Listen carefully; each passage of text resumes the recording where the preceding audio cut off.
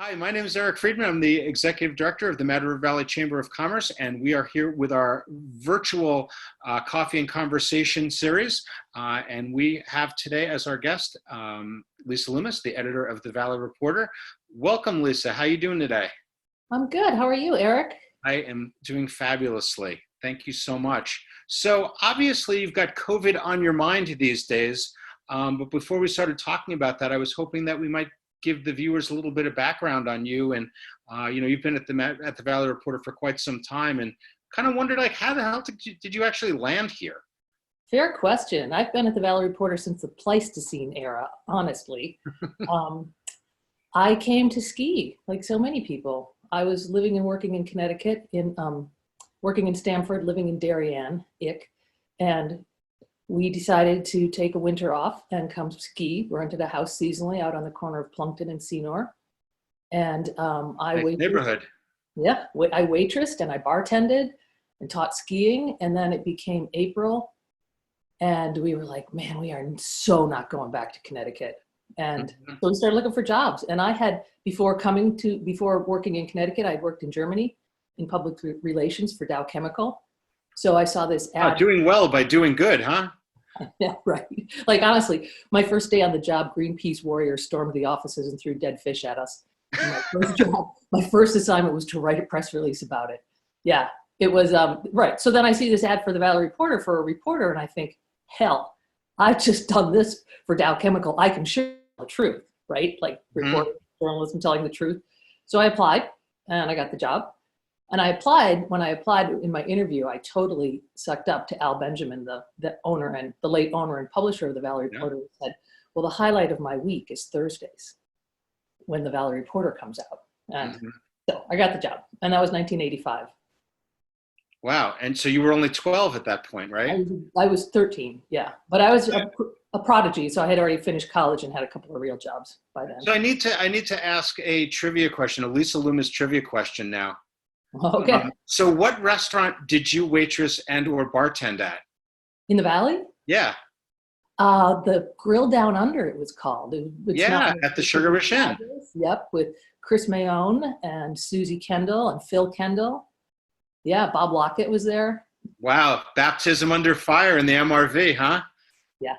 Yeah, I also worked upstairs, that stuffy little bar that's upstairs at the Sugar Bush Inn. Walter Brink was the chef then. I sometimes did breakfast shifts up there, and he was famous for making waitresses cry. But not me. Well, that's good. It's good to know where people have worked over the years. And I have some good stories we can talk about some other time. So let's get back to the real news here. So tell me what it's like to be covering the story of the century. Well, at least so far. Oh, God, so far. It's humbling, and it's scary, and it's overwhelming, and it's like all-consuming for all of us. It's changing every single day, as you know. Thankfully, I was thinking about this when I was walking the dogs this morning. Thankfully, see, gratuitous dog reference. Thankfully, it is all-consuming, and it takes up so much of our energy that it reduces my ability to be fearful for myself and my family and my friends. It really is completely compelling. I can't imagine just staying home and not having something as compelling as this to do. Right. So what are some of the challenges that you've encountered so far? I mean, what's it like to put a newspaper together in the age of social distancing? So I'm working from home. Hadley Laskowski, our reporter, is working from home. Our intrepid reporter. Our intrepid reporter, yes. Jeff Knight, the ad manager and sales guy and web guru, is working from home part-time. Peg, much to his wife's chagrin.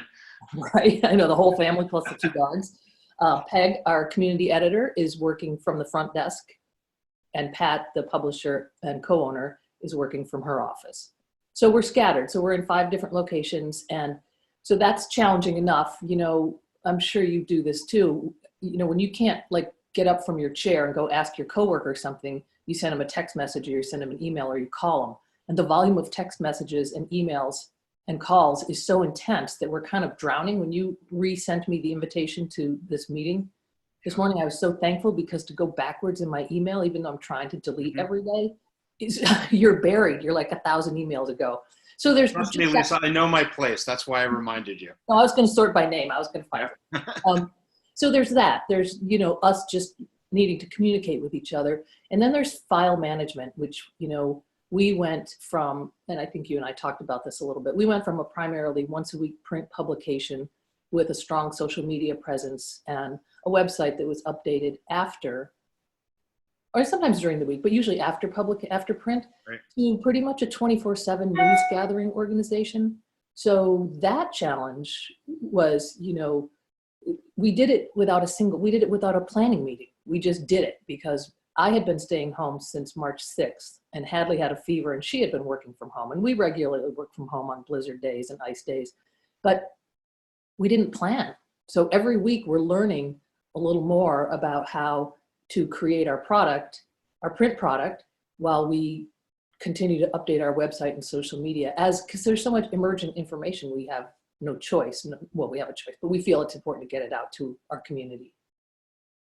So how's the paper been impacted by the current crisis in terms of like news gathering? How are you going about doing your reporting these days? By telephone and Zoom meetings. And, all the towns have created, mostly successfully, a way for people to call in to their select board meetings. Mm-hmm. And we were not able to get into a Waterbury select board meeting this week because apparently they reached their maximum number of Zoom participants, which was interesting. So do you think that more people are, quote, attending these meetings now that they're being done this way? That's a good question. And that's like a public records notes, public records of open meeting law question, like how our town's keeping track of who's on these Zoom calls. I think anybody could be on it and just not say their name, right? Right. Or can you, as the host, you can allow X number of people into this video chat. I don't know how it works with the audio version. Right. I could even mute you. I'll play some soft music for you then. Yeah.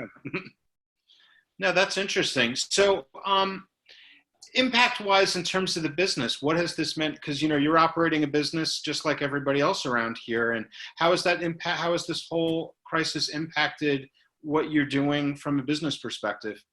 It's pretty difficult for us, as it is for every business. When every business in town closes, our advertising, obviously. Do you have to get that? No, my God, I bet it's my mom. I got it. Okay. Took care of that. When every business closes, all our advertising closes. And when so many businesses are closed, people don't pick up papers at the newsstand. So right. It's very difficult. Thankfully, we've got some strong community support. We put a PayPal button on our website and we've gotten a few donations that way. Mm-hmm. We've gotten a couple of people who sent us a check. We've gotten people who are paying for ads just to be supportive. There's an amazing ad from Mad River Glen in the paper this week. We had a nice support from the Rotary. Yeah, I saw those full page ads. I saw Ben and Jerry's did one. Mad River Glen did one. The Valley Community Fund I know had done one. What does that mean to you folks? I mean, from financially as well as emotionally. Oh, emotionally, it made us cry initially, and financially, it's a critical lifeline for us. I mean, we feel we really need to cover this historical story of the century for our community, and we really need to cover how we're getting through it and how it impacts us and how we survive. Right. And so that kind of community support is the balm that helps us, that affirms why we're doing this. We've also seen an uptick in subscriptions, which is good. Great. When the New York Times and the Washington Post and the Wall Street Journal pivoted from a completely print advertising based revenue model to a primarily digital advertising and digital subscription model, they had an enormous amount of capital to see them through, right? Right. So I don't know that we're committed to our print edition because we feel it's creating the historical record of our community. Mm-hmm. Well, that's good. And, it's interesting too. I mean, as you know, I'm a history teacher by trade, and doing primary research, and I've done stuff in the 19th century and going back to the Northfield News from the 1880s and 1870s. I mean, you are the paper of record in this community. And if the Valley Reporter didn't exist, that information would not be there for posterity. And that's Yeah, not something to be taken lightly. yeah. I think about Tropical Storm Irene, and then I think about the flood of 1998. And those newspapers, first of all, they were the biggest selling issues we've ever seen. And they sold out all over the communities. And I'm sorry, my things are dinging on my computer. That's all right. All right. People are understanding these days, Lisa. Okay. I think it's like my coworkers sending me thousands of texts.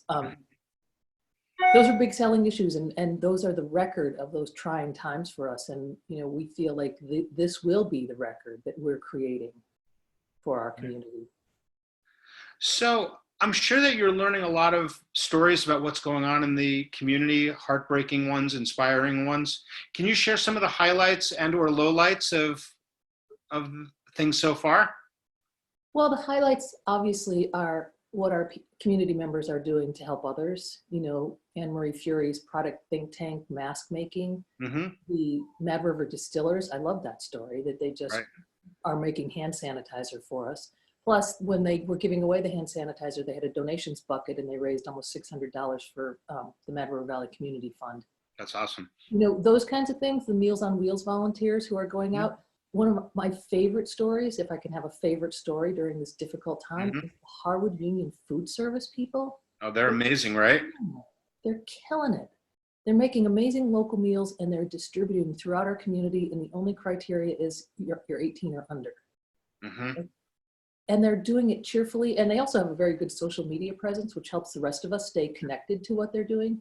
Right. I love the mask making or the face shield making project with Noah. Yeah, Noah Schwartz, right?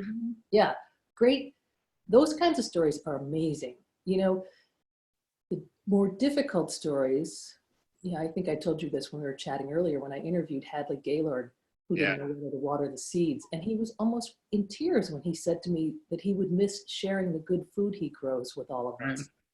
And you think about the motivations for people doing their jobs. And then I thought to myself, wow, that is amazing to grow good food and to sell it to people and to grow beautiful seedlings and to sell it to people and watch them take pleasure and gain nourishment from your efforts. And so I think we haven't seen the worst of the heartbreaking stories yet. I think we'll see when we come out of this, how we all survive.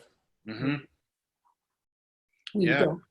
I think we don't know the extent of it. I take great solace in the leadership provided to us by Governor Phil Scott during this time. He's really nailing it. And, I'm a liberal.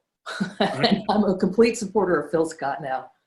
Yeah, no, it's been remarkable. The things I've seen in my role at the chamber is seeing how government in the state does, one, they really rallied, two, they got things done quickly, and three, they really listened to their constituency. There were ideas that came out from a grassroots place that got communicated to our legislators, and within 24 hours, they were enacted and being discussed, and then eventually being enacted. The whole start of the movement to put a hold on having to pay rooms and meals tax came from this community. Right. And, Charlie over at Canteen Creamy was like, hey, that would be really helpful. He mentioned it to me in passing as I was getting some fried chicken. And I'm like, hey, that's a good idea. I passed it along to Carrie and to Maxine, our representatives. The next morning, I get an email from them saying, hey, what a good idea. This is being discussed in committee right now. And then lo and behold, it happens.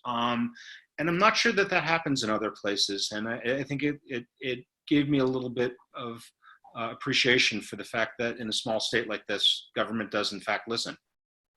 I think, I'm super impressed by the fact that Phil Scott and Dr. Mark Levine, who I think should be president, by the way, will stand up there for 90 minutes to 2 hours taking questions from every corner of the state from journalists. And that's really increasing everyone's awareness and knowledge of what's going on. And that kind of communication is so critical. And they're also flying by the seat of their pants because this is the story of their century, right?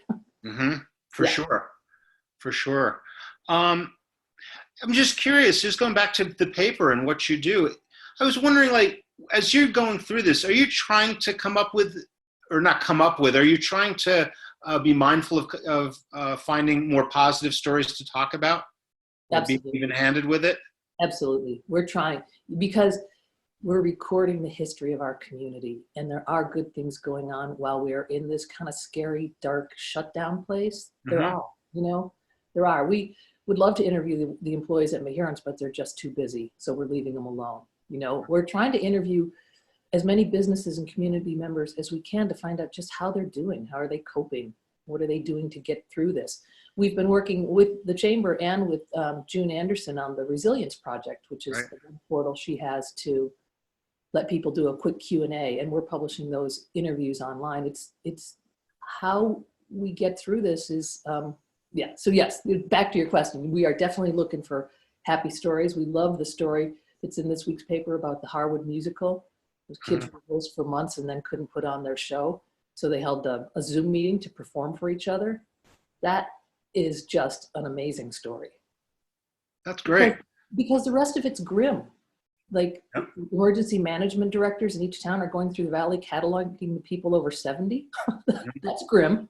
Yeah, it is. Yeah. So curious about as a chamber guy, I'm kind of curious about the business end of it.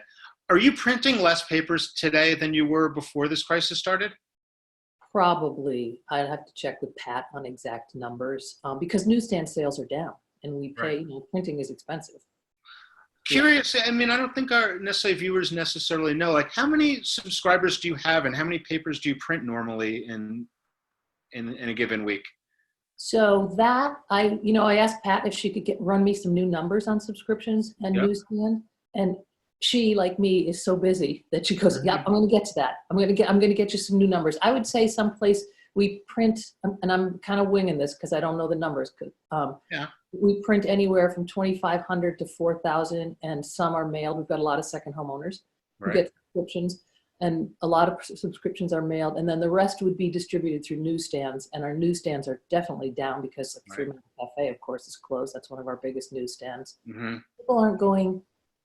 People are paying attention and flattening the curve here in Vermont, and they're not going out, and that's a good thing for the health of our state and the health of all of us, and it's not so great for some of our businesses, including mine. So let me ask you something. So who's the number one newsstand seller of the Valley Reporter? I have an idea in my mind. Mahirans. Mahirans. I was going to say VG. I think it's Mahirans and Shaw's, and VG is the next, and then Three Mountain Cafe. Okay, that makes sense. Yeah. Interesting. Right, we know where you get your coffee, huh? Well, look, I can go out the back door of my office and in the back door of the coffee shop. I can get a fix in like 30 seconds if there's no line. Well, tomorrow on Friday, Julie is doing, over at Three Mountain, is doing pickup service. So she's doing a little pop-up. So those have been good. You really appreciate those cups of coffee these days, right? Cups of coffee and those maple scones, right? Yeah. So, again, do you imagine that at some point in time, and even before the pandemic started, you were in a pretty tough business environment to start? Yeah, it is. Print journalism is a pretty tough business environment. Correct. It really is. And so this is kind of kicking you guys into digital more quickly than you had probably imagined that you would. And one of the things that I've noticed, it was interesting because I went online and was looking at the Valley Reporter. I don't even remember what I was looking at, but I did notice that there was a digital ad for toast and eggs, which I did click on and eventually placed an order, which was great. The hash is amazing over there, the kits. Yeah, he's just throwing that out there. Yeah, he's pretty good. But I honestly don't recall even seeing that many. I mean, I know that there are digital ads on the Valley Reporter's website and everything. Has Jeff seen an uptick in that? That was a conscious decision we made to support our advertisers, was to put all our print advertisers into full rotation on our website. Great. Because we have so much web traffic now. I don't know, Jeff just sent me some numbers this morning, but it's really, really, and I'm just I think before this, we were getting like 35, 40,000 hits a month. The first 2 weeks of the shutdown, we went up to something like 76,000 hits. I mean, really, and so that helps us support our advertisers. And that's an important thing for us to do. So we've been putting all the print ads up on the website, and hopefully when this pandemic, isn't it funny how casually we use the word pandemic now? Right. hopefully when this pandemic is over, we'll be able to sustain that. Right. I mean, obviously people need news, and people are beating a path to the Valley Reporter's digital doorstep, which is great. And, one of the things, I mean, as at the Chamber, obviously our members are suffering from this economic downturn heavily. And I'm finding that, my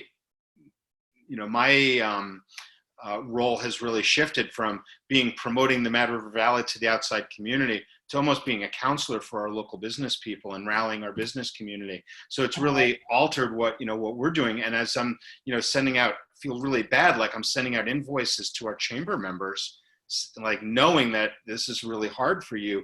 But I've kind of taken the longer view, I think similar to what the Valley Reporter is doing, in that we have to support our businesses now. We're more important than we've ever been, and we need to show what we do. And I think that's really working from the chamber perspective, and I would imagine that's working for you guys too. I think so. And I'm going to just hop into my journalist role and ask you a question. Hey, stay in your lane. All right. Do I get a chance to ask questions at the end? Are you going to turn this around on me? I'm scared.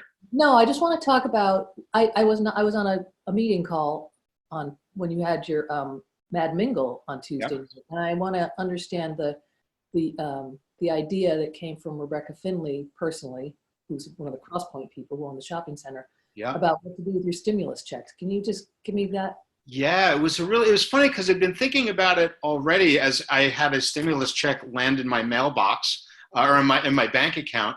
And, it got me thinking. I'm like, wow, it'd be great to start encouraging people to use that money locally instead of spending it on ordering something from Amazon and feathering Jeff Bezos's nest a little bit more. And the very next day, as had that kind of thought crossed my mind, the very next day I got an email from Anne-Marie over at Product Think Tank, whose mind never stops racing.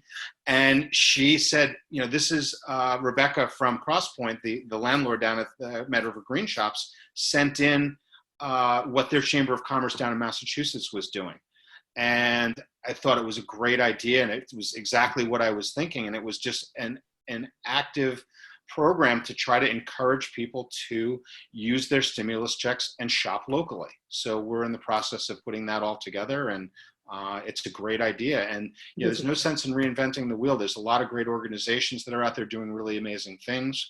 We're working with the Vermont Chamber and other, the Vermont Association of Chamber Executives to see what other people are doing. And we meet every Friday, and it's really remarkable. And you shouldn't be scared to borrow people's ideas. And so we're doing that and trying to encourage people to shop locally, dine locally, do early Christmas shopping, whatever. Very early Christmas shopping. No, I have 40 cups of coffee on a gift certificate or a gift card. Yeah, right. Right? For sure. I want to make sure we support them. I think that's a great idea. So keep me posted on that, because I'm. Oh yeah, of course. We've been talking all the time and sharing information back and forth, which is really great. I was curious, do you ever imagine a time when the paper won't be a printed version? I hope it's after I'm dead. Okay. And I hope I don't die soon. I think that's a reality most community newspapers need to face. And, again, our commitment is to record the history of our community in a way that it can continue to exist, that is like tangible and touchable, because websites can be altered. Right? Social media can be altered. Where does the true record lie? In an unalterable form is in print. Right. And a lot of people still like to touch a newspaper. I mean, before the world went to hell, one of the first things I would do when I went anywhere is pick up the local newspaper and read the letters to the editor, because how else can you get a sense of like what's really going on in a community? And the fact that Waterbury lost its newspaper is even a little bit traumatizing for me, and I don't live in Waterbury. Right. How do you communicate with yourself? How do towns communicate without a newspaper? Who gives context to select board actions or proposed zoning amendments? Who covers local sports and local sports and Harvard Unified Union School District could occupy an entire newspaper. Right. Right. No, it's and I think a lot of people don't even realize necessarily that the Waterbury Record has ceased production. it just in the last month or so, right? Yeah, I think I think their last issue was exactly a month ago. Yeah, and that's a sad thing, and again, you realize how tenuous it is for the print industry. So we really applaud you for your efforts and what you're trying to do and staying relevant. And I don't think staying relevant. You've always been relevant, and you guys work really hard to do that. And I think that people can kind of malign the local newspaper, but growing up in New Jersey where I did, and I was a newspaper boy, delivering papers, and I grew up in a much larger community, and our little local newspaper was not a great newspaper. It was like a shopper with a bunch of advertising, and it was a vehicle for selling car ads and things. There was not real local coverage of news, and for a community of our size, I think it's really important that to appreciate what we do have. So we appreciate what you're doing. Yeah, so I have one last question for you. Okay, I'm ready. All right, you ready for this? So tell me one thing about the Valley Reporter that you think people in the Valley or a larger community would be surprised to know.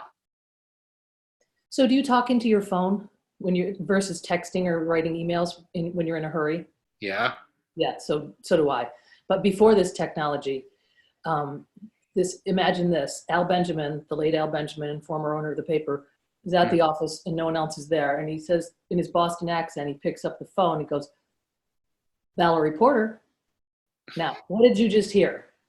A live human being. That Valerie Porter. So the person on the other end of the phone said, "Who's Valerie?" Yeah. Valerie Porter. Every time I type or say Valley Reporter into my phone, it comes up Valerie Porter, which is our collective nom de plume, which we've used for decades. Mm-hmm. People may not know where Valerie Porter came from. So there it is. And so when we see the Down in the Valley, you see Notes Along the Valley Floor by Valerie Porter, right? Mm-hmm. Valerie. Right. Valerie. So that's not a real person. Never has been. Okay. Well, that's good. Anything else you want to add before we head out and go back to our jobs? No, you're doing a great job, by the way. It's good to work more closely with you, and I appreciate your support, and it's good to stay in touch. Absolutely, Melissa. Thanks so much for all you do, and we'll see you around town, hopefully. All right. Bye, Eric.